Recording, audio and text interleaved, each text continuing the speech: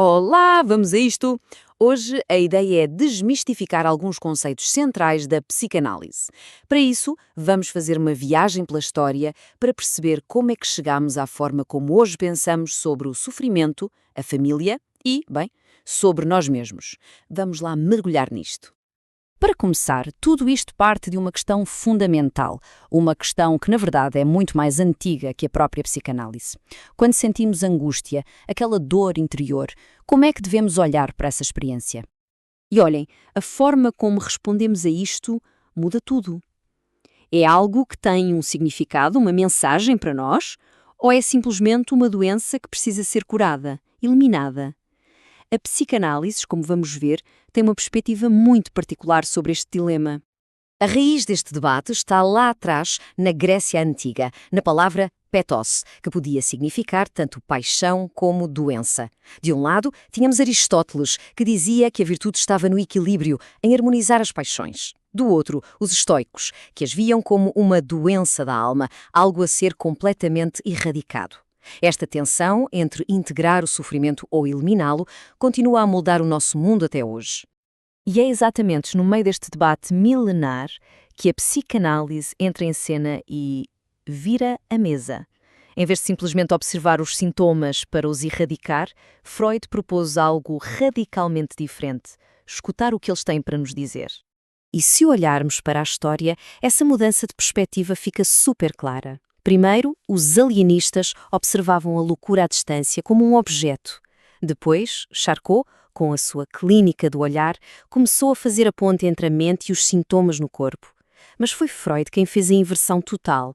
Em vez de olhar para o paciente, ele passou a escutar o paciente, procurando a verdade não naquilo que se vê, mas no significado escondido nas palavras. Mas a psicanálise vai mais longe. Ela diz que para entendermos a mente de uma pessoa, temos de olhar para a estrutura social que a molda. E qual é a estrutura mais básica? A família, claro. Vamos ver agora como essa estrutura mudou. E mudou drasticamente. A transformação do papel do pai ao longo dos séculos é... Uau! É incrível! Na antiguidade, o poder dele era absoluto. No século XVII, ele era visto como o rei da casa. Mas depois, com o surgimento do Estado moderno, esse poder absoluto começa a ser desafiado. O Estado toma conta de parte da autoridade, a figura da mãe e da criança ganha um novo valor social e hoje vemos o resultado. Um questionamento profundo de todo o sistema patriarcal.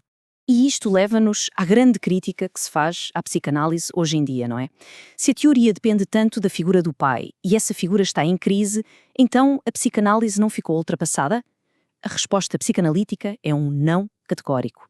E a razão para isso está numa distinção que é absolutamente crucial. A psicanálise responde a esta crítica com uma distinção fundamental. É preciso separar a imagem social do pai da sua função simbólica, estrutural, na nossa mente. São duas coisas bem diferentes. Ok, então vamos lá ver isto bem. Este é o ponto central. A psicanálise distingue a imagem paterna, que é a imagem cultural do pai autoritário, essa figura histórica que, sim, está em declínio, da função paterna. E esta função é algo completamente diferente. É um conceito simbólico. É aquilo que introduz um terceiro elemento na relação inicial entre a mãe e o bebê, quebrando aquela fusão e abrindo o mundo da criança para a linguagem, para a cultura, para a lei. E esta função não depende da pessoa do pai. Então, quem é que pode desempenhar este papel hoje em dia? Bem, a resposta é quase tudo e todos. Pode ser um avô, um tio, pode ser um dos parceiros numa família homoparental, pode ser até o desejo da própria mãe por uma carreira ou um projeto. Qualquer coisa que mostre à criança que ela não é tudo para a mãe e que a mãe não é tudo para ela e se cumpre esta função essencial de a ligar a um mundo maior. Certo, já falámos da sociedade, da família, agora vamos trazer tudo isso de volta para casa, para a nossa experiência mais íntima, aquele encontro com o que é estranho dentro de nós mesmos. Para isto, Freud tem um termo que é perfeito, das Unheimlich, que a gente se traduz como o estranho ou o sinistro. E a parte genial é esta. Não é algo que nos assusta por ser desconhecido. Muito pelo contrário, assusta-nos precisamente porque é algo profundamente familiar que, por alguma razão, se tornou estranho para nós. Como o próprio Freud escreveu, aquilo que nos parece mais bizarro e perturbador em nós não vem de fora. É algo nosso, algo que um dia já nos foi familiar, mas que foi empurrado para longe da nossa consciência, foi reprimido. Posto de forma muito simples, a experiência do estranho é isso. É um momento em que damos de caras com o outro, com o estrangeiro, mas esse estrangeiro está dentro de nós. É o reconhecimento de que não somos transparentes, de que há partes de nós que não controlamos.